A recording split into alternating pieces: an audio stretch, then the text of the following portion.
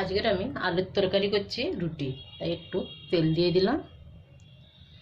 তেলটা গরম হবে, এর মধ্যে দিয়ে দেবো গোটা জিরে, দুটো তেজপাতা দিয়ে দিলাম সাথে। এবার আমি একটু গোটা জিরে দিয়ে দিলাম, সাথে একটু হিং দিয়ে দেবো। আলুর তরকারি তো তেজপাতা আর একটু জিরে, গোটা জিরে আর একটু হিং ফোটে দিলে খুব সুন্দর একটা সেন্ট আসে। দিয়ে দিলাম এটা। আমি এখানে কাঁচা লঙ্কা আর আদা থেতে রেখেছি শিলে, এটা 1 চামচ দিয়ে দিলাম।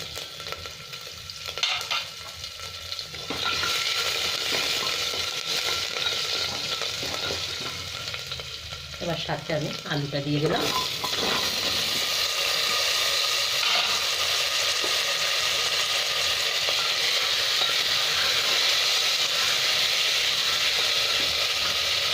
এবার একটু হলুদ দিয়ে দিচ্ছি আমি।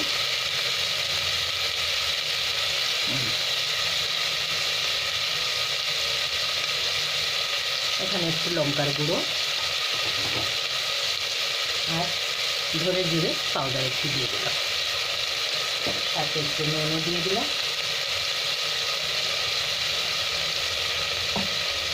এক 2 মিনিট ভালো করে একটু ভেজে নেবো এটা।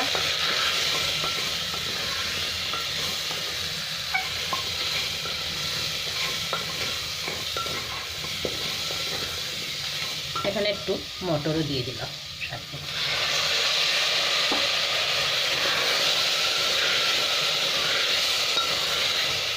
এই আলুর তরকারিটা খুব তাড়াতাড়ি হয়ে যায় কুকারে তো, আর খুব ভালোও হয় খেতে।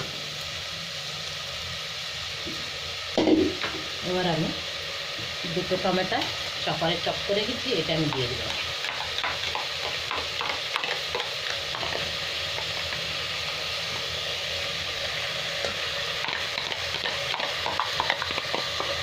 দিয়ে দিলাম।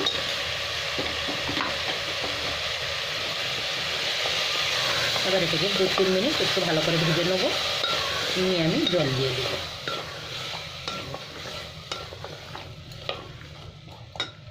একটু ভাজা হোক।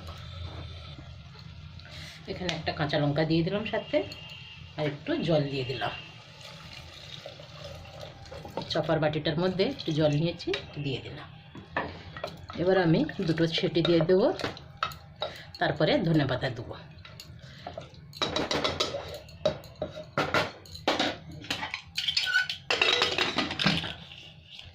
আর 2টো সিটি লাগাচ্ছি, একটু আটা মেখে নেবো এদিকে।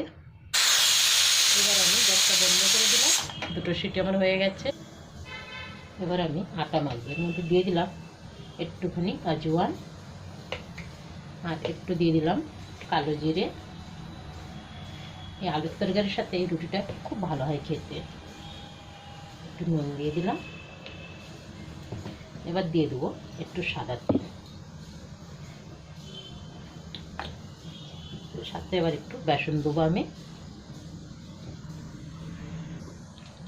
এবার আমি বেসন দিয়ে দিলাম।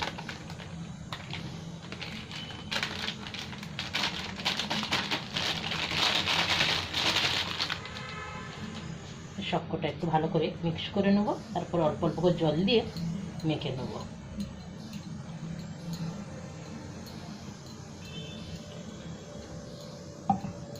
এবার অল্প অল্প জল দিয়ে মাখতে শুরু করে দিলাম।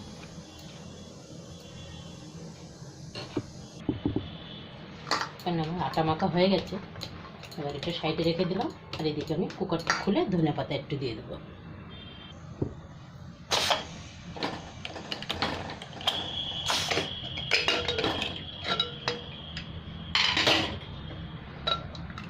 খুব সুন্দর হয়ে গেছে, 1-2টো আলু ভেঙে দিলে একদম ঘন হয়ে গেছে। এবার একটু আমি ধনেপাতা দিয়ে দিলাম, আর কিছু দিতে লাগবে না। এবার আমি রুটিটা ভেজে নেব। চলো ঢাকা দিয়ে দিই, এবার গ্যাস কম কর।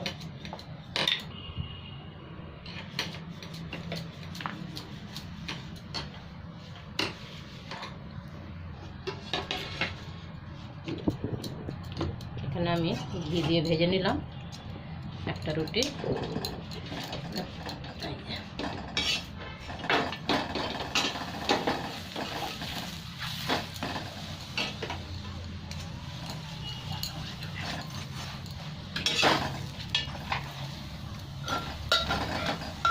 এরকম চেপে চেপে বেসন তো একটু না কাঁচা থাকুক, তাই একটু চেপে চেপে ভেজে দিলাম।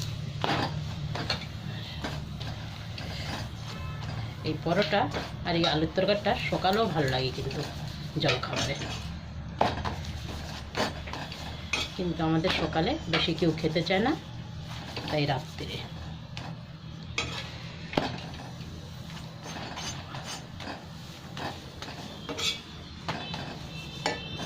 লাল লাল করে ভাজতে হবে। আমার ছোট্ট ক্যামেরাম্যানে হয়ে গেল।